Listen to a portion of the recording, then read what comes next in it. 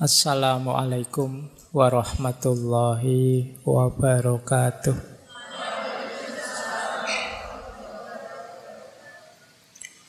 Bismillah, mari kita lanjut lagi belajar kita, ngaji kita di surat Asy-Syams ayat 9 sampai 10. Allah menegaskan qad aflaha man zakkaha. Sungguh sangat beruntung orang-orang yang membersihkan hatinya, membersihkan kolbunya. Wa qad khaba man dassaha. Dan sungguh sangat rugi orang yang mengotorinya. Malam hari ini kita belajar apa saja yang mengotori dan bagaimana caranya membersihkan. Tentu saja nanti kita referensinya ya dari para ulama, bukan pikiran saya sendiri. Jadi kalau ada yang luar biasa dari ngaji ini terus teman-teman ngutip dipotong-potong, itu kadang-kadang rasanya saya kayak pinter banget. Wong aku cuma ngutip pikiran-pikiran para tokoh, para filosof, para ulama. Jadi saya hanya penyambungnya saja. Mereka-mereka, beliau-beliau itulah yang hebat. Nah, saya lanjutkan. Kalau di surat Al-Jumu'ah ayat 2 dijelaskan bahwa tazkiyatun nafs itu bagian dari misinya Rasulullah. Berarti kalau kita berupaya membersihkan jiwa, itu kita membantu suksesnya misinya Rasulullah. Huwallazi ba'atha fil ummiyina rasulam minhum yatlu alaihim ayatihi wa yuzakkihim. Wa yuzakkihim itu dan membersihkan jiwa-jiwa mereka. Wa yu'allimuhumul kitaba wal hikmah wa in kanu min qablu lafi dhalalim mubin. Jadi dialah yang mengutus kepada kaum yang buta huruf seorang rasul di antara mereka. Yang dilakukan apa oleh para rasul ini? Oleh rasul ini yatlu alaihim ayati, membacakan ayat-ayatnya Allah, wa yuzakkihim, dan membersihkan hati-hati mereka, jiwa-jiwa mereka, wa yu'allimuhumul kitaba wal hikmah, dan mengajarkan kitab suci dan hikmah. Nah, ini menarik, yang diajarkan ternyata antara lain hikmah. Yang kalau dalam tradisi filsafat Islam kan hikmah itu ya nama lainnya wawasan-wawasan filosofis tentang hidup. Wa in kanu min qablu lafi dhalalim mubin. Meskipun mereka ini sebelumnya sungguh berada dalam kesesatan yang nyata. Baik, ayatnya sudah ya, anggap saja ngajinya sudah. Sekarang kita belajarnya. Bismillah, kita mulai. Yuk kita lihat diri kita ini seperti apa, nanti bersih-bersihnya di bagian mana. Ini teori saya gabungkan antara Ibnu Miskaweh dan Imam Ghazali. Jadi ayo dilihat ya diri kita. Kita ini makhluk 3 dimensi. Diri kita ini ada jasad. Jasad itu yang fisik paling luar. Masuk ke dalam sedikit ada hayat. Hayat ini mungkin mentalnya, jasmani dan rohaninya, istilah kita rohani. Dan ada lagi yang paling dalam namanya ruh. Nanti kalau di tasawuf, di dalam ruh itu ada lagi yang paling rahasia namanya sir. Jadi kita ini ada 3 lapis, jasad, hayat, ruh. Jasad yang paling luar, yang bisa saya lihat hari ini itu jasad-jasadmu. Apa ya istilahnya biar enggak jasad? Karena kesannya kok tidak enak kalau istilah jasad itu. saya melihat banyak sekali jasad itu kan tidak enak. Jadi ya jasmani lah, jasmani ya kalau saya melihat. Pokoknya sosok di depan saya yang bisa dilihat itu jasad. Nanti masuk sisi mental kita itu khayat. Khayat ini saya ambil dari Imam Ghazali. Komponennya 3. Ada nafas, ada akal, ada qalb. Nah, di balik khayat ada ruh. Ini yang kalau dalam Al-Quran ada istilah wa nafakha fihi min ruhi. Identitas ilahiyah kita yang paling dalam itu ruh. Ruh itu cahaya, dia pasti baik. Cuma apakah cahaya ini menerangi hidup kita atau tidak, tergantung khayat. Apakah khayat kita jernih, bersih atau kotor? Kalau khayat kita kotor, kalbu kita kotor, akal kita kotor, nafas kita tidak terkendali, ya cahaya dari ruh tadi tidak mewarnai hidup kita. Hidup kita gelap. Nah, jadi kunci kemarin kalau belajar stoikisme kan kita diminta memperhatikan mana yang bisa kita kontrol, mana yang tidak bisa kita kontrol. Yang tidak bisa kita kontrol ya dimensi paling dalam dan paling luar. Yang bisa kita kontrol yang tengah ini, yang khayat. Jasad itu kan kita sudah dapat paket yang seperti ini. Jadi kalian berkaca ya wis kaya ngono lah, kurang lebih dirimu itu kan paket jadi. Dan kamu ndak dosa kalau jelek, wong itu di luar kontrolmu. Iya, kalau istilahnya Imam Ghazali kan kholek itu tidak dosa. Kalau khuluk itu dosa, pilihan. Tapi kalau kholek itu kita sudah dianugerahi seperti ini. Makanya kamu jangan minder. Kalau ada yang nyindir kamu atau melecehkanmu, kamu kok nggak cakep, tidak apa-apa, tidak dosa, tidak masalah. Jadi tidak perlu malu gara-gara itu. Wong yo cakep dan tidak cakep itu kan perspektif saja. Tergantung standar. Jadi kamu tidak perlu galau kalau sekedar urusan kecantikan lahiriah. Beda dengan kecantikan batin. Kalau istilahnya Imam Ghazali yang khuluk ini. Kalau ini pilihan. Batin itu kamu bisa takwa, kamu bisa fujur. Fa'alamaha. Ya. Kamu bisa patuh, kamu bisa ingkar. Itu dimensi khayat kita. Nah, kalau ini kok kamu jelek, itu pilihanmu berarti. Kamu perlu malu, kamu perlu tidak enak hati, kok saya milihnya jelek terus.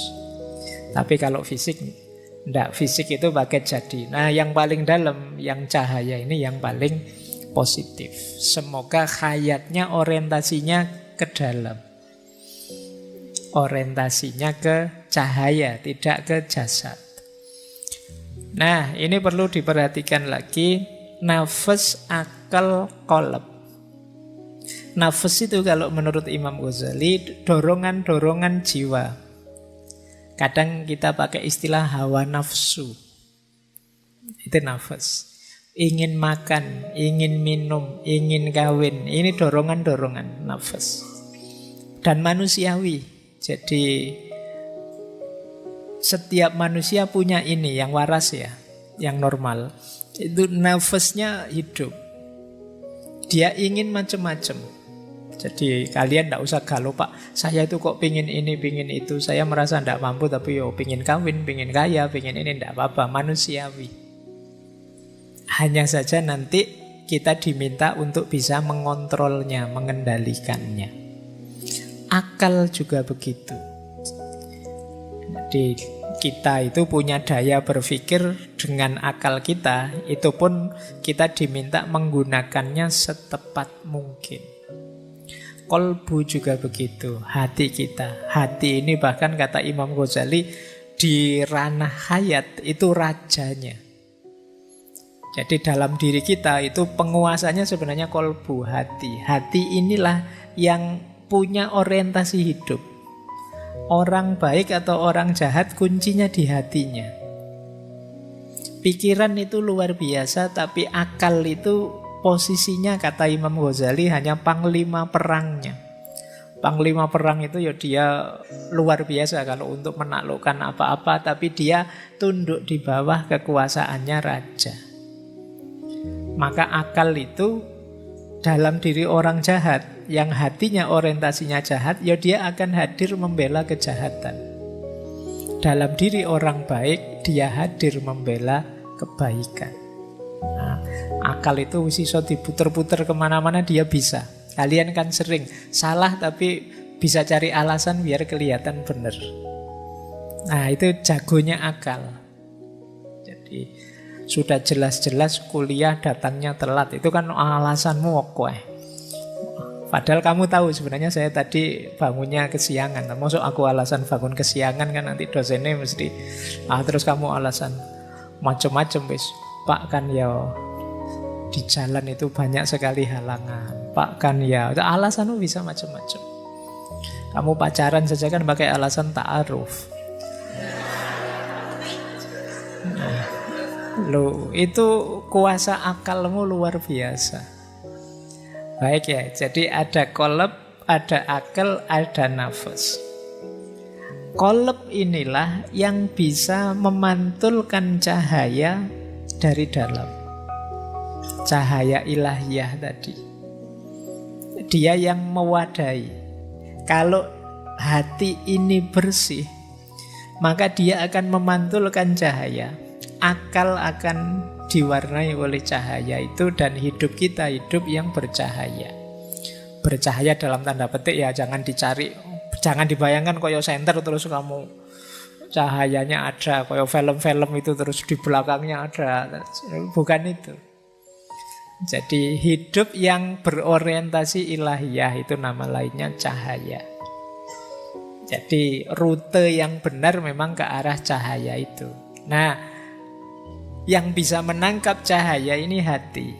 Sayangnya qalb ini bisa kotor oleh dosa, oleh maksiat, oleh hal duniawi dan lain sebagainya.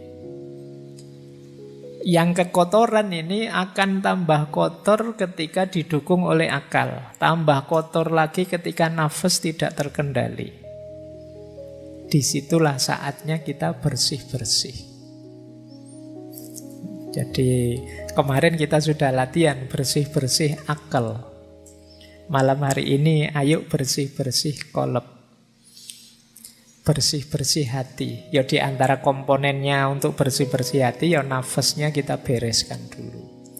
Jadi malam hari ini temanya ada di situ. Mumpung mau puasa.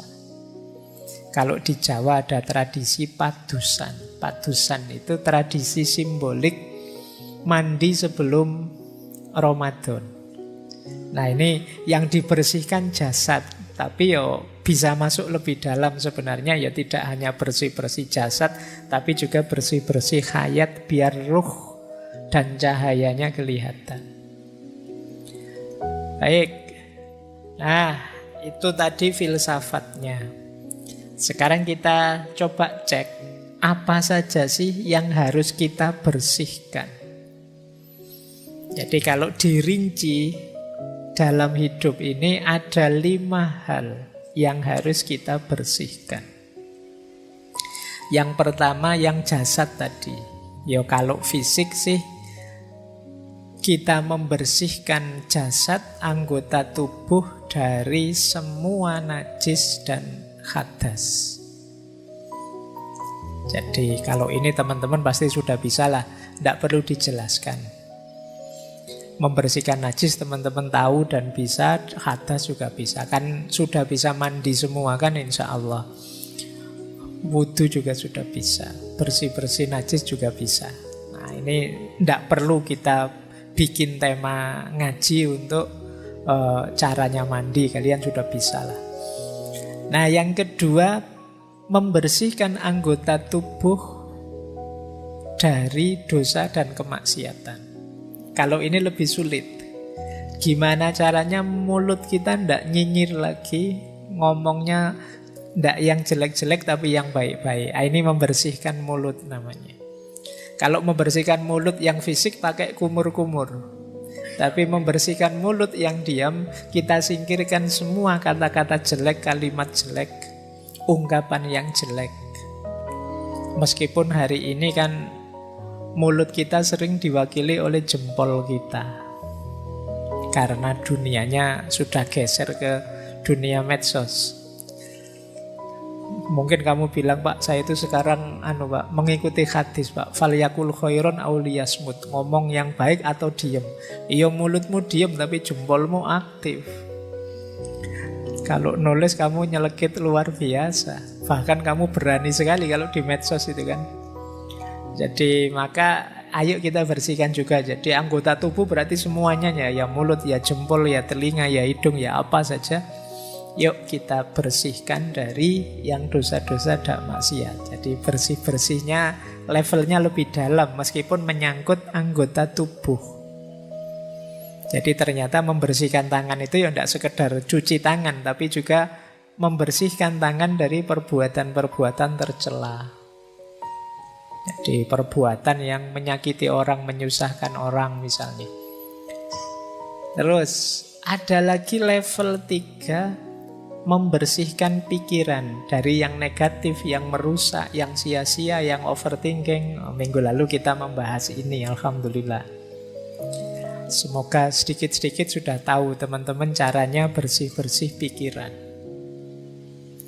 Masuk lebih dalam, ada lagi yang harus kita bersihkan, hayat kita. Dimensi batin kita, jiwa kita harus bersih dari akhlak yang tercela. Akhlak tercela itu ya iri, dengki, hasut, sombong, dan lain sebagainya. Ini jauh lebih berat. Saya tidak cerita detail caranya, teman-teman pasti sudah tahu bahwa itu jelek. Ada lagi yang paling dalam, saya sebut tadi dimensi ruh, yang intinya adalah sir. Kita bersihkan dari yang selain Allah. Jadi diri kita yang paling dalam itu jadi kuncinya orientasi hidup kita. Semoga isinya hanya Allah saja. Lupa berarti saya tidak boleh bercita-cita punya istri cantik, punya suami ganteng, punya mobil mewah, punya rumah bagus, punya jabatan tinggi. Boleh. Tapi itu jangan dijadikan cita-cita final. Jadikan itu jembatan untuk bisa menomorsatukan Allah. Pak, saya pingin punya mobil mewah, Pak. Biar tidak usah pinjam teman. Kalau mobil saya sendiri kan saya lebih bebas. Tidak diatur teman, tidak diegomani teman. Jadi saya bisa menomorsatukan Allah itu lebih leluasa misalnya. Nah, ini lagi-lagi pikiranmu yang main. Jadi niatnya tidak sekedar seneng-senengnya, tapi kita jadikan kendaraan untuk tambah dekat kepada Allah. Apapun itu. Nah, ini yang disebut membersihkan diri. Membersihkan sir, hakikat paling dalam dari diri kita, dari yang selain Allah. Yang posisinya media, kita posisikan media. Yang posisinya hanya alat, hanya kita jadikan alat. Satu-satunya tujuan hanya Allah saja. Nah, ini area-area bersih-bersih diri. Dimulai dari yang paling lahiriah sampai yang paling dalam. Kalau kalian bisa 5-5-nya, banggalah nanti di akhir Ramadan benar-benar Idul Fitri. Kembali fitrah. Jadi awas keliru, karena banyak yang memaknai Idul Fitri itu kembali bisa makan lagi. Makan itu kan fitrah, Pak. Tidak, maksudnya ini. Jadi di antara cara bersih-bersih itu nanti puasa. Nanti ada logiknya. Tapi kita awali dari sini dulu. Baik, saya lanjutkan lagi. Nah, kalau dalam tasawuf ada istilahnya bersih-bersih ini.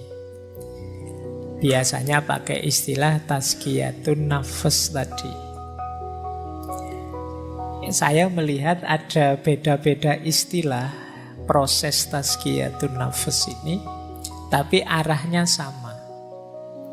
Kalau Imam Ghazali pakai istilah toharatun nafs, yang dilanjutkan imaratun nafas, dan puncaknya adalah nafas mutmainnah.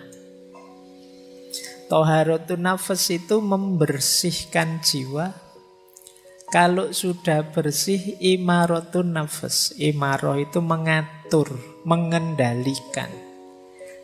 Jadi nafsu tadi yang sering tidak terkendali, ayo dikendalikan, bukan dimatikan ya. Dimatikan itu kalau begitu saya tidak usah makan lagi, saya tidak usah minum lagi, saya tidak kawin saja. Itu namanya mematikan nafas. Nanti tidak manusiawi. Jadi Islam itu sangat manusiawi. Kendalikan, makan ya, tapi harus tahu kapan berhenti. Jangan mentang-mentang ditraktir terus manganin los. Kasihan yang traktir. Jadi harus tahu kapan berhenti, harus ngerti porsi kita sampai mana. Makan, minum, nikah. Jadi toharatun nafas, imaratun nafas. Kalau kita bisa imaratun nafas, termasuk mengendalikan keinginan, insya Allah akan lahir nafas yang mutmainnah, jiwa yang tenang. Nah, ini rumus pertama, versinya Imam Ghazali. Jadi dibersihkan, dikendalikan, akhirnya tenang. Beda lagi rumusnya Muhammad Abduh, pembaharu dari Mesir. Kalau beliau rumusnya istilahnya agak berbeda. Kata Abduh, yang pertama adalah tarbiyatun nafas. Tarbiyatun nafas itu mendidik jiwa. Jiwa kita itu liar, harus dijinakkan, dididik. Caranya dengan pembiasaan. Ini namanya tarbiyatun nafas. Kalau sudah sukses mendidik, baru langkah kedua apa? Istilahnya tazkiyatul akal. Tazkiyatul akal itu minggu lalu, membersihkan pikiran. Karena yang menyuplai informasi dalam diri kita itu akal. Ya bener kalbu rajanya, tapi info-info dari akal. Maka tazkiyatul akli itu membersihkan akal dari hal-hal yang jelek, yang negatif. Kemarin sudah saya ajarkan caranya bersih dari pikiran-pikiran yang ngeres misalnya. Itu tazkiyatul akli. Karena kalau tidak, ya pikiran itu akan jadi kacamata kita, cara kita memandang realitas sekeliling. Kalau kita menganggap hidup ini penderitaan misalnya, itu kan pikiran. Akhirnya kita murung. Tapi kalau kita menganggap hidup ini anugerah, kita pun ceria. Maka penting tazkiyatul akal. Jangan sampai pikiran-pikiran buruk, negatif bercokol di kepala kita. Karena dia akan mewarnai hidup kita. Jadi setelah kita didik jiwa, kita bersihkan akal. Dan puncaknya adalah tauhid. Ilaihi roji'un. Terminal terakhir tujuannya tetap Allah saja. Jangan yang lain-lain. Kalau masih Allah saja berarti rute kita masih benar. Tapi kalau masih ada tujuan-tujuan yang lain, harus diluruskan lagi. Puncaknya harus tauhid. Jadi bukan kemasyhuran, bukan nama besar, bukan kekayaan, tapi Allah saja. Nah, yang terakhir itu istilah teman-teman pastinya sudah kenal ya. Kalau belum kenal ya sekarang kenal lah paling enggak. Ada istilah takholli, tahalli, dan tajalli. Wis apal. Sudah bolak-balik dijelaskan. Takholli itu membersihkan. Kalau sudah bersih, tahalli diisi dengan yang baik-baik. Kalau jiwa kita terbiasa dengan yang baik-baik, maka dia akan tajalli, menyaksikan yang hakiki dalam hidup dan tidak lagi tergoda oleh hal-hal artifisial. Tidak mudah terdistraksi, tidak mudah tergoda. Jiwa yang sudah bertajalli itu ya dia akan fokus hanya pada Allah saja. Kayak teman-teman kalau sedang terpesona oleh sesuatu, itu kan ya tidak bisa dipalingkan dari keterpesonaan itu, ya ditonton terus. Itu namanya keterpesonaan terhadap sesuatu. Nah, ketika kita tajalli, ketika kita merasakan memahami tentang hakikat ilahiyah, itu namanya tajalli, kita akan fokus ke sana. Baik, jadi ada takhalli, tahalli, tajalli. Masing-masing nanti ada caranya, ada tekniknya, dan di banyak ngaji sudah dijelaskan. Ini metodenya. Nah, saya tidak menjelaskan panjang-panjang biar kalian tidak pesimis. Karena biasanya kalau ngaji kayak gini itu, aduh Pak, kok berat Pak. Yo, pokoknya sekarang informatif dulu, nanti direnungi mana yang bisa dijalankan, dijalankan. Menarik saya ambil dari Ihya. Tanda-tanda jiwa kita masih kotor. Yang pertama apa? Kesulitan menjalankan fungsi ilmu, hikmah, dan makrifat. Ngaji sih saya tiap hari Pak, tapi kok menjalankannya kok berat ya Pak. Jangan-jangan jiwa kita masih kotor. Perlu ada yang dibersihkan. Jadi mungkin teman-teman, Pak saya itu ngaji filsafat sudah hampir 400 sesi saya ikuti sejak awal sampai akhir. Saya kok gini-gini saja ya Pak, nggak naik-naik kelas. Jangan-jangan ada kekotoran, ada yang harus kamu bersihkan dulu. Kan sering saya ilustrasikan itu, wadah yang kotor itu diisi barang bersih berapapun, yang bersih ketika masuk akan terkontaminasi jadi kotor. Maka coba dicek, kok saya merasa ilmu saya tambah tapi kualitas diriku tidak nambah. Jangan-jangan masih ada kotoran-kotoran. Coba dicek, apakah dosanya itu di anggota tubuh, dosa dan maksiat, ataukah terlalu fokus pada duniawi, lupa Allah dan lain sebagainya. Saatnya introspeksi. Yang kedua, tidak bisa menikmati ibadah. Jadi sholat sih, puasa sih, zakat sih, tapi rasanya beban.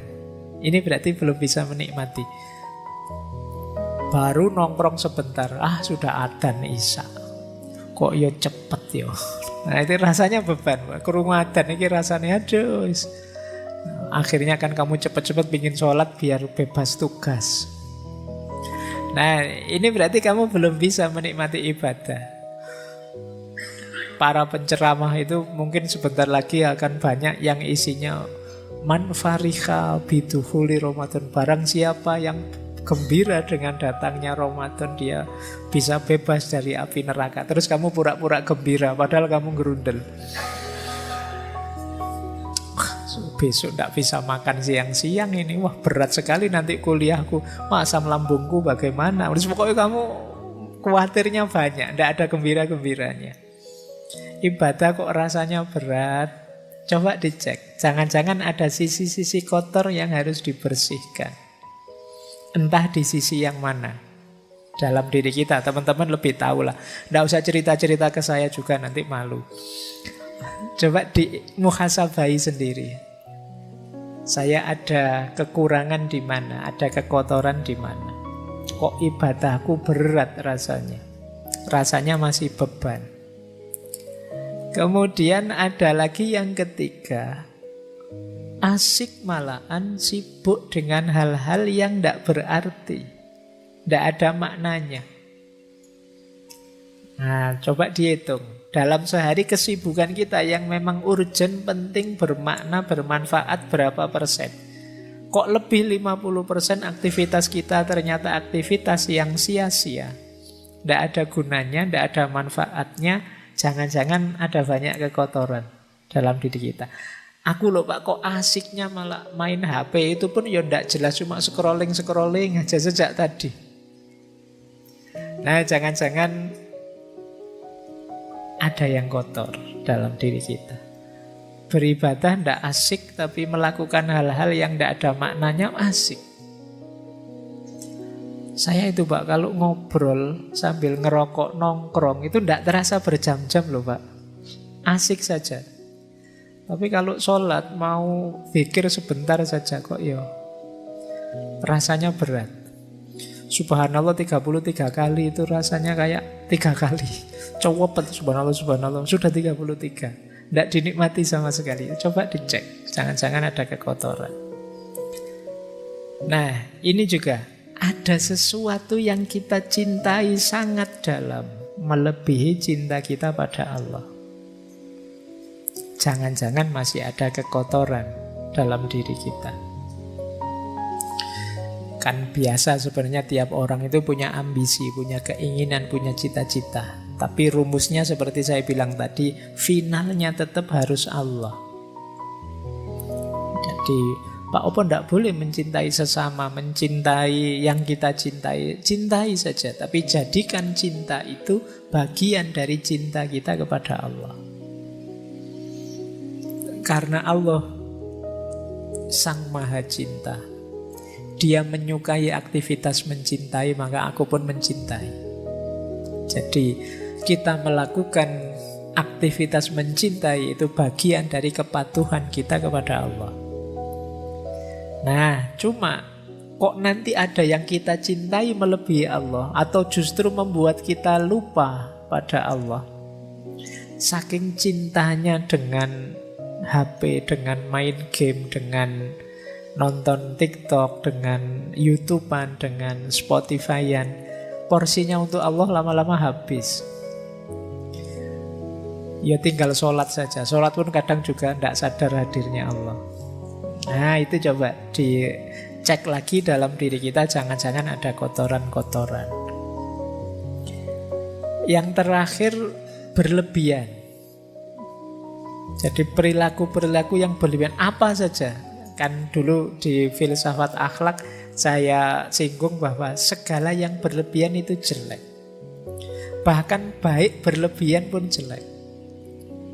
Makanya kalau kamu nembak kan biasanya kalau ditolak jawabannya kan, wah kamu terlalu baik buatku.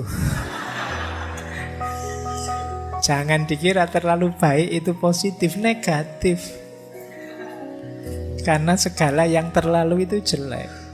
Makanya kalau kamu dijawab begitu, itu kamu jangan bangga. Wah aku ini sangat terlalu baik, berarti tidak terlalu baik, negatif.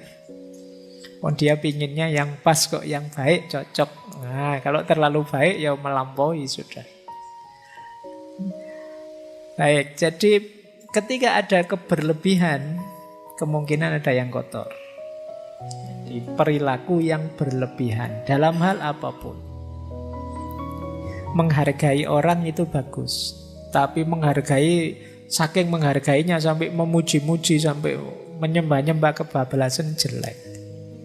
Benci orang itu manusiawi, ada orang kita suka, ada orang kita tidak suka.